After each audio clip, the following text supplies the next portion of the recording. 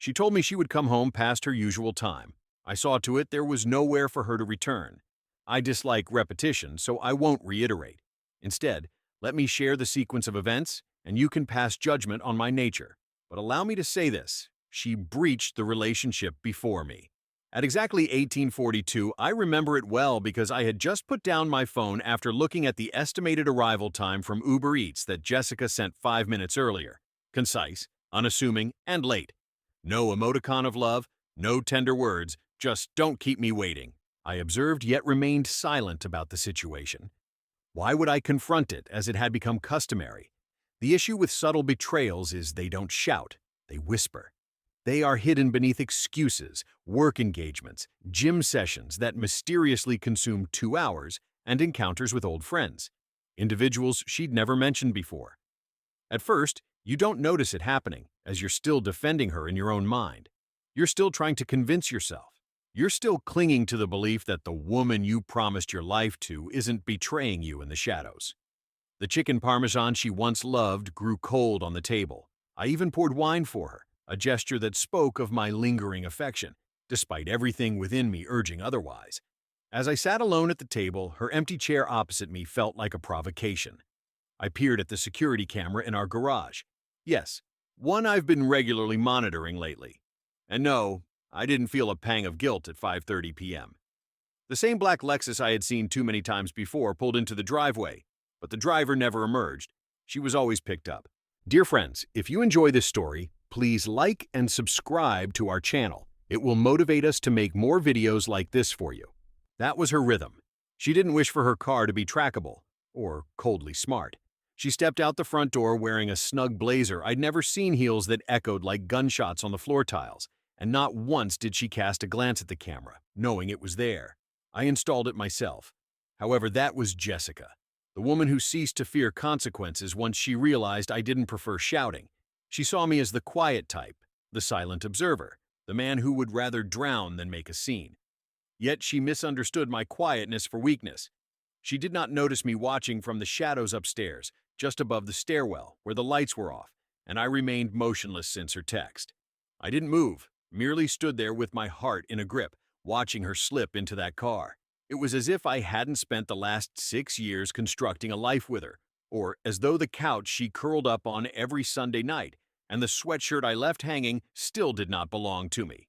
As if she had not promised me forever and lost sight of what it truly meant, somewhere between January and now that night. I didn't weep, didn't pound on walls. I didn't reach out to friends or my brother or anyone else. I had once leaned on someone, but now I sat back, ate a solitary cold dinner, and pondered what steps were next systematically. I wouldn't inquire about her whereabouts, nor would I plead for the truth.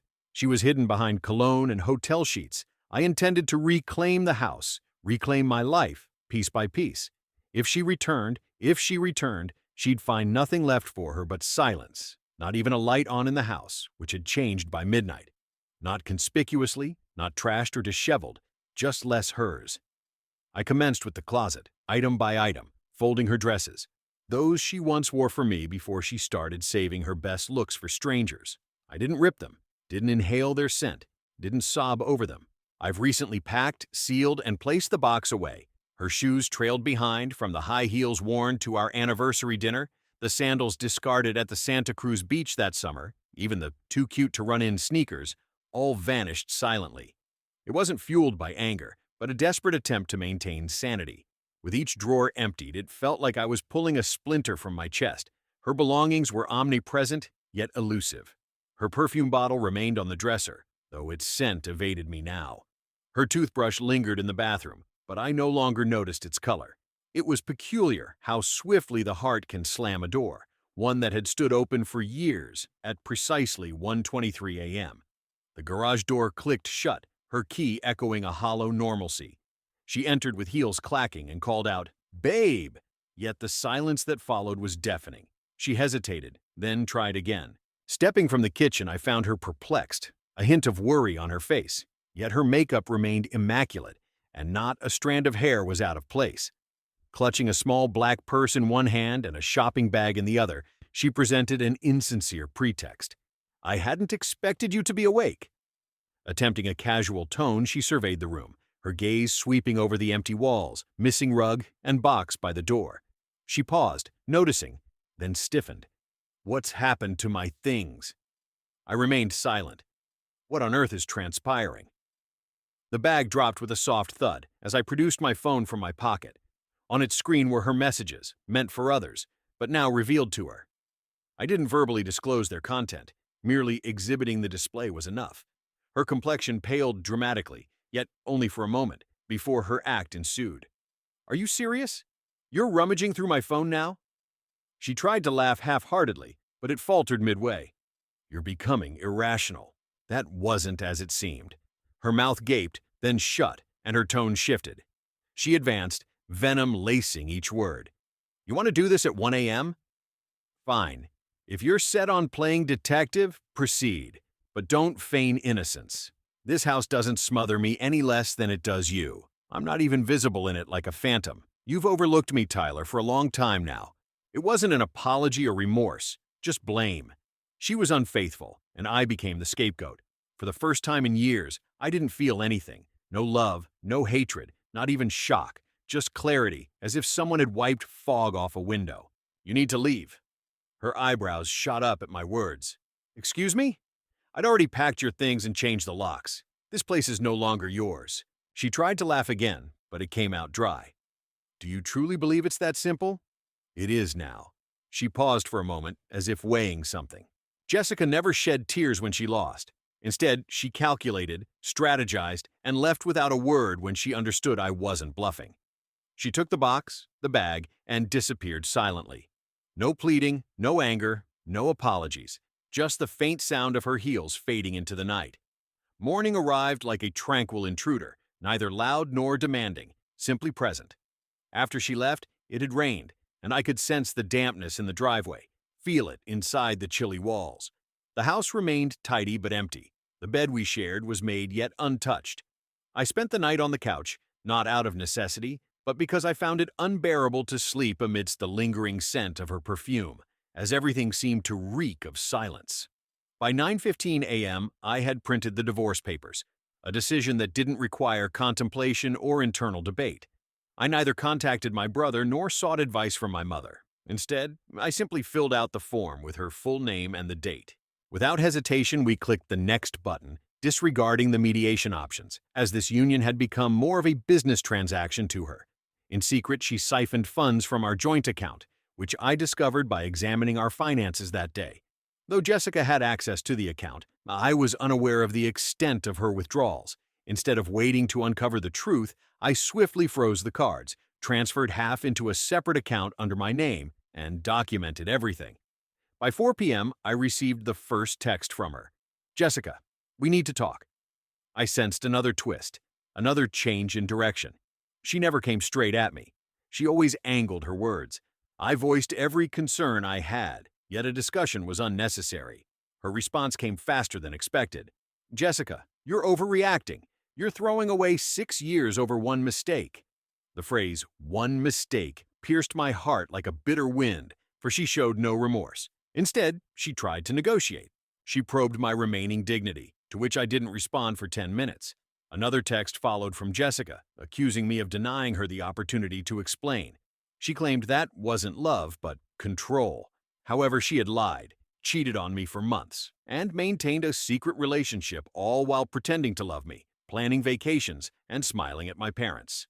Now I was being accused of control. Again, I remained silent, prompting her call and subsequent text, the beginning of her unraveling. Jessica admitted her mistake, but her coldness towards me was cruel, cutting me off like worthless trash after all I had given her. She handed me remnants of memories, yet not love, as she once had expressed it that night.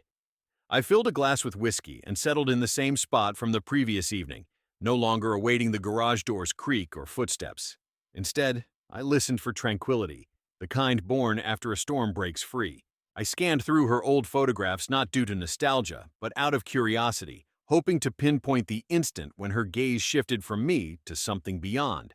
I couldn't locate it, yet I knew it existed. She had departed long before I boxed up her possessions, changed the locks, and moved on. The days that followed blended together like cold mist on a windshield. You could make out the road's shape, but everything else felt distant and muffled. My phone mostly stayed quiet except for Jessica's efforts to reawaken a self I no longer recognized. Initially, she attempted every approach. Disbelief filled her as she questioned if Jessica could just abandon her so carelessly. It seemed like her worth was insignificant to you, which led to her show. Jessica had been crying throughout the entire night. She couldn't eat or sleep.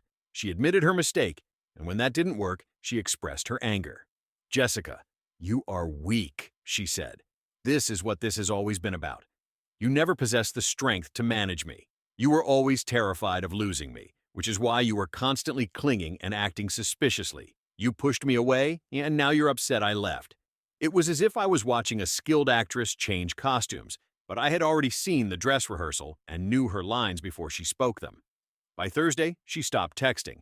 I suppose that was when it dawned on her that the door was shut, that the audience had left the theater, and that no more apologies, tears, or tantrums would bring her back that night. I lay on my bed, not mine alone, for it felt different. Not just because she wasn't there, but because it was the first time it truly felt like I belonged. I sprawled across the mattress, gazing at the ceiling, letting the quiet envelop me. The pain subsided, replaced by an emptiness that wasn't hurt or absence, merely space. I deserved the day ahead, and Claire called. Jessica, her best friend, with whom she shared secrets over the phone, wine nights, and cryptic Instagram exchanges. Her voice was cautious when she said, "Hi, I don't want to intrude, but I heard about what happened. I didn't speak up then, but I didn't know. Not about Chris, not until recently. We argued. I confronted her. She called him Chris, the man behind the emojis, hotel receipts, and empty excuses." "You knew, Claire?" she asked softly. She fell silent for a moment before wishing me well, implying I deserved more than what I currently had. It wasn't validation I sought, but rather a different thing that led to us ending the call after several minutes. I thanked her for the call, yet I didn't crave sympathy, nor did I want anyone attempting to justify Jessica's worth. Later that evening, while cleaning out the laundry room, I stumbled upon an additional unused phone.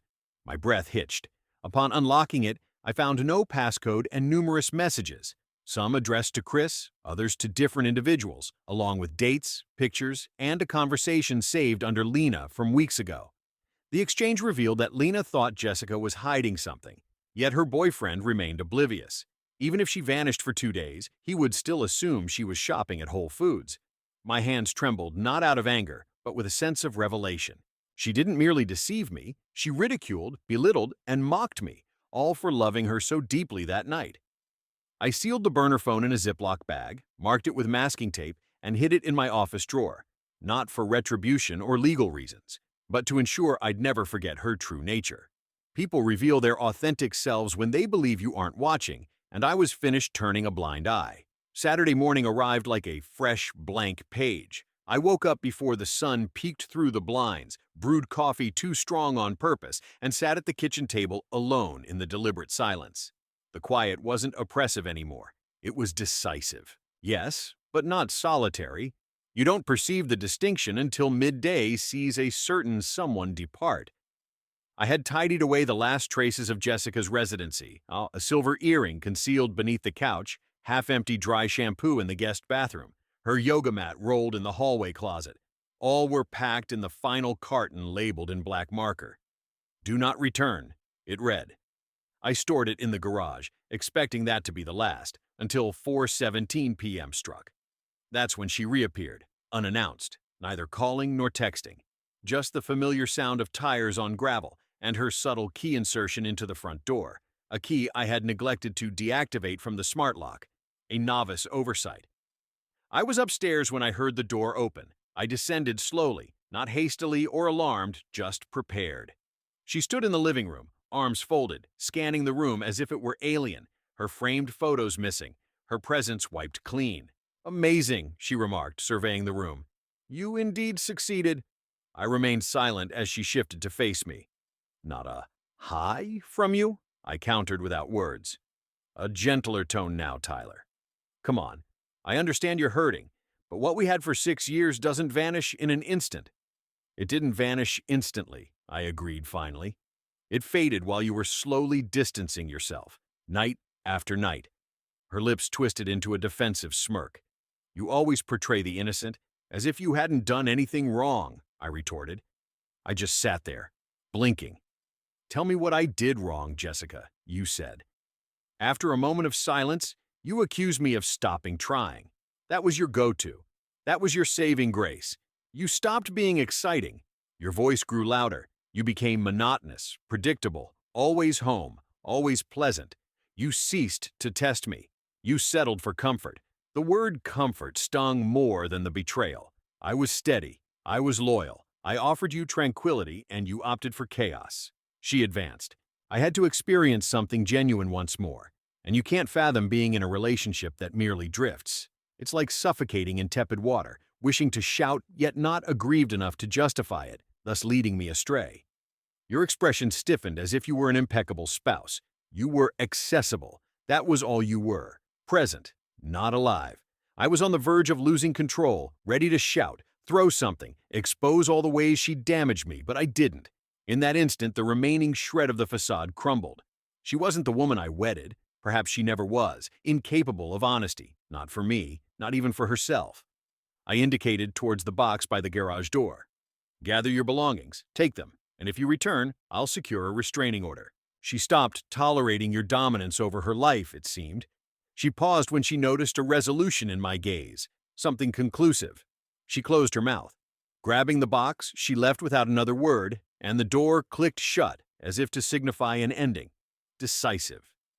I didn't chase after her to the window, nor did I watch her leave or care.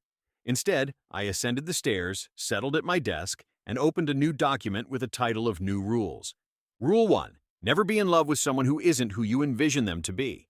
Rule 2. If someone lies effortlessly, believe them initially. Rule 3. Value pieces over affection driven by deceit. I wrote until the sun set low, and for the first time in months, I felt cleansed. The days that ensued were peculiar, neither painful nor tranquil, just silent in a manner I hadn't experienced in years. After the storm, a unique quietness descended. The house seemed to be freely respiring again, not whispering deceptions or holding its breath.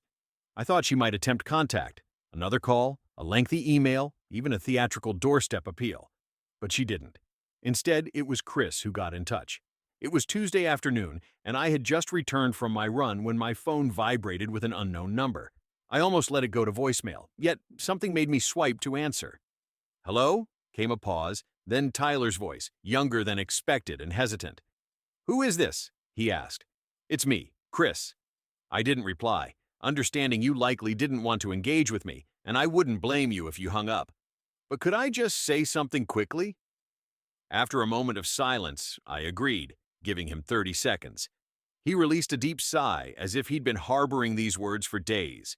Unbeknownst to me, she was married at first. She claimed you were separated, and that she was simply waiting to finalize things. I believed her, I swear. I remained quiet. It wasn't until a fortnight ago that I discovered the truth. That's when I attempted to end it. She persistently argued it was intricate. She told me you were controlling, that you were spying on her. She said you stopped yourself. I wanted you to be aware. I didn't intend to cause you pain if I had known. I severed ties with him. Are you still with her? You were silent, I observed. I'm not, he asserted hastily, adding not really after the situation escalated. She became possessive, as if I owed her something.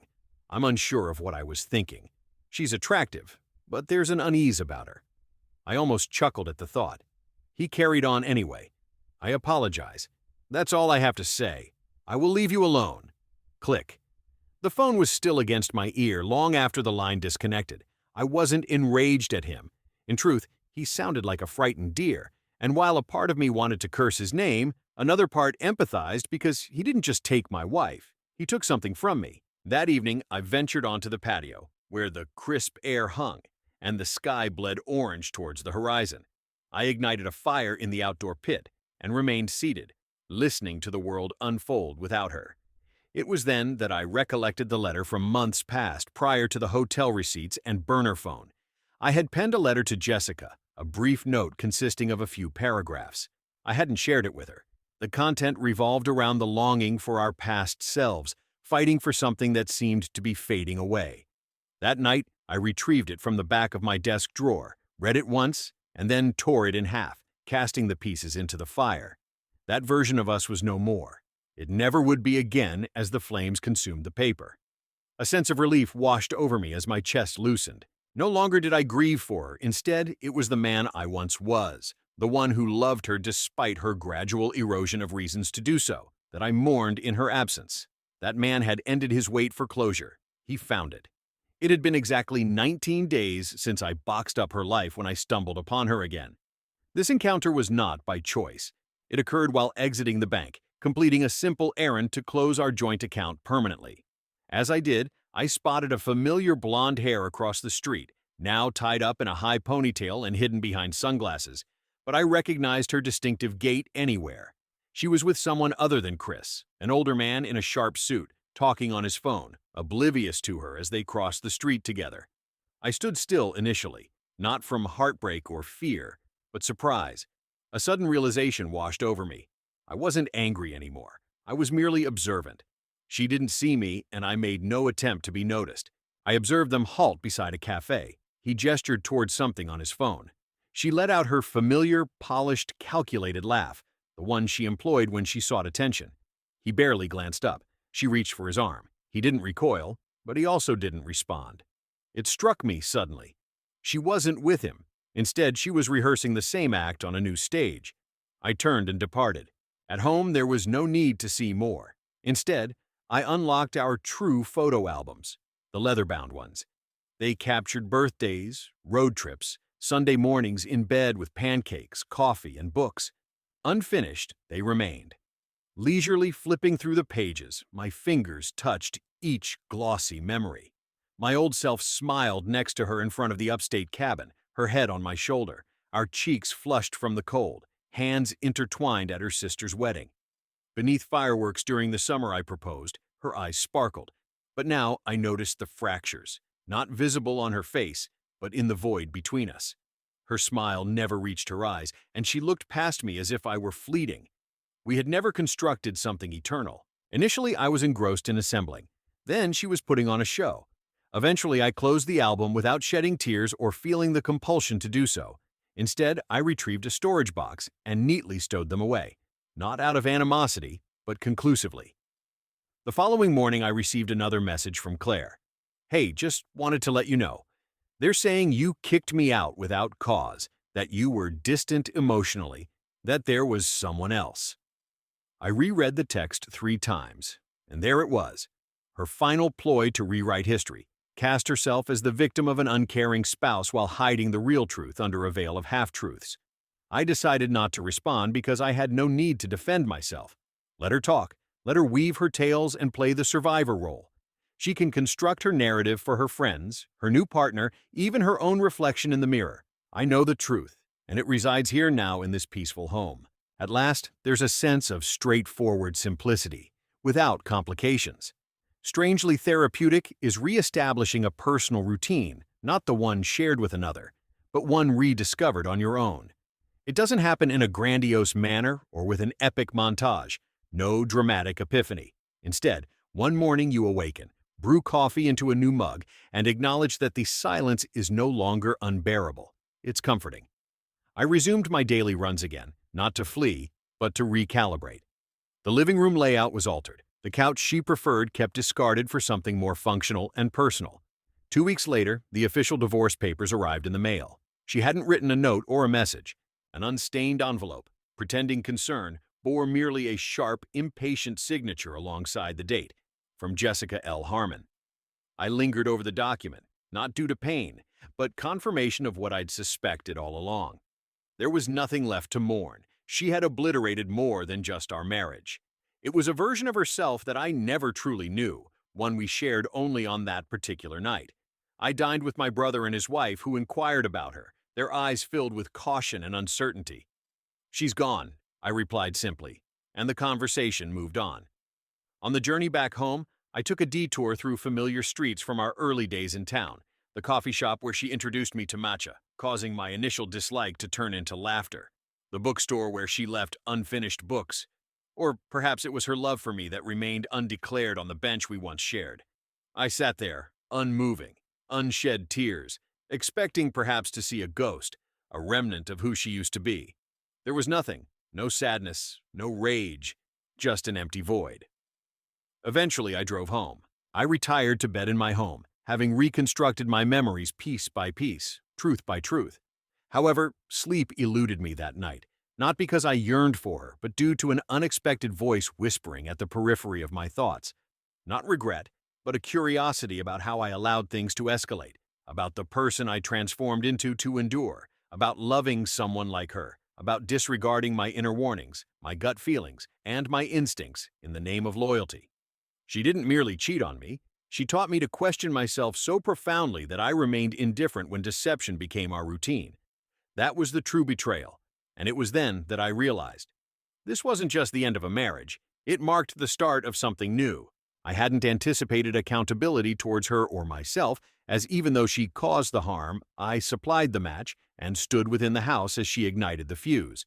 It isn't until you start to eliminate someone from your life that you understand how profoundly their presence permeates it. Not just physical space, but habits, reflexes, responses. I noticed it in minor actions, like reaching for 2 mugs in the morning, then recalling I only needed one, pausing before commenting on a headline, realizing there was no one on the other side of the kitchen island. Even my reactions when booking a weekend trip felt hesitant, as if I should check with someone first. Those echoes faded more slowly than memories, but gradually they ceased, and silence took their place. Not emptiness, but silence. That's a descriptive term. 3 months after the separation, I reluctantly agreed to socialize with a work colleague, Ethan, who had been urging me to get out and about. I wasn't ready for dates, but I was also not opposed to life. So I agreed. We visited a downtown bar, nothing extravagant, just drinks and music. At first, there was casual conversation, chatter. I felt uneasy observing couples flirt, laugh, touch, and lean in. It served as a stark reminder of how easily people slip into routines and how effortlessly one can feign chemistry if skillful at it.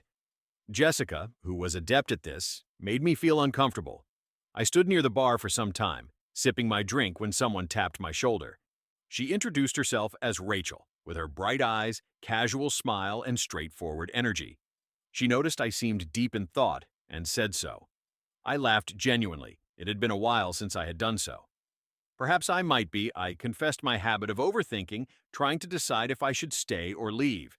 She asked if I was struggling to find a place to stay. She didn't flinch but nodded, giving the impression she understood. We chatted for about 20 minutes. No flirtation, no games, just stories, my job, and my divorce. She didn't offer sympathy when I discussed what had occurred. Instead, she listened attentively. When I said I hadn't been broken, she toasted, stating good because you only get to control that. We didn't exchange contact details. That wasn't the objective. I went home alone that night, as I had for months prior. But for the first time, I felt content with solitude. No pain, no emptiness, just a peaceful stillness. The kind that doesn't feel like an absence, but a presence. For the first time since Jessica left me, I no longer felt like I was recovering. Instead, I felt as if I had returned, the day the divorce became final. I didn't host a celebration, I didn't message friends, and I didn't inform my brother. At 6:07 a.m., I inhaled deeply and made a list of tasks to accomplish. Groceries, email Jim, cancel that old streaming service. During lockdown, life went on as normal, yet no abrupt changes occurred. No dramatic events, no cinematic scenes, just a simple line drawn in ink, and my name, Jessica Lauren Harmon, parting ways from mine. She was no longer my wife. I prepared coffee, set it on the porch, watched the sky transform, and pondered everything, not the betrayal I'd already contemplated enough. Not her smile or the humming during chores, or how she would cuddle up to me during storms, not even the lies. She had subtly sewn herself into the fabric of our lives. I thought about myself, the man who strained to suffice, the one who expressed remorse for distance. She had been the catalyst for that man's creation. He no longer exists. In his place stands someone more measured, wiser, and stronger. Not necessarily broken, but determined, not embittered, resilient. I have discovered hard truths. Love is not an entitlement. Unbounded loyalty is self-betrayal. Silence sometimes conceals pain rather than peace. Above all, I've realized this. You can bestow trust, time, honesty, yet still fall short if the recipient is empty within. Jessica didn't shatter me. She exposed my deceits, secrets, feigned smiles, and indifferent gestures. They stripped away the self-image I believed necessary to deserve love. Now I comprehend that I didn't need to shrink, quieten, or forgive excessively to be loved. I merely needed to cease loving those who craved mirrors rather than companions. The conclusion isn't dramatic. It's just the acknowledgement of a truth long overdue. It's unsatisfying. She's departed, taking her weight and the home's burden off me. My bed is expansive, my coffee tastes better, and I sleep like a man who no longer waits for doors that shouldn't have existed to open. If you're reading this, if you find yourself in the same predicament as I once was, if you feel like you're merely borrowing breath, listen, you don't owe anyone your slow demise to keep them feeling alive. Flee, take your silence with you, turn it into tranquility. Then construct something genuine. It disintegrates the lies just by being present. I have, and I won't look back.